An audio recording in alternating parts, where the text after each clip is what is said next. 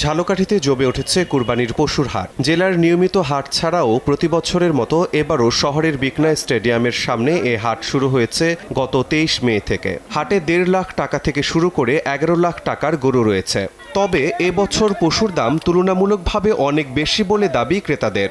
অপরদিকে বিক্রেতারা বলছেন খরচ বেশি পড়ায় এই অবস্থা। এখানে কত হবে চাচ্ছেন আপনি? 6.5 লাখ হ্যাঁ 6.5 লাখ। 6.5 লাখ।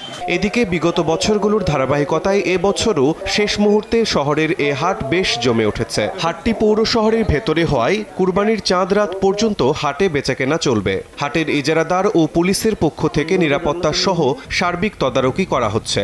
কার কাছে শিখলাম? এই যে রাধুনী রেডিমিক্স গরুর মাংসের মশলা। গরু রান্নায় গুরু হওয়া কোনো ব্যাপারই না। 1,20,000 টাকা চাইছে ওইটাই। মুই 50,000 টাকা কইছি। আমাকে 90,000 কইয়ে গেছে একজনে, আমি 90তে দিই নাই, সমান এক হইলে আমি ছাড়ি দাম করে না। এই গরুটা কিনছি ভাই 11 লাখ টাকা দাম চাই, দাম কয় বসে 5.5 লাখ। তা কেমন ভাই ব্যস্ত ভাই কন, আমরা তো বেমালা শেষ।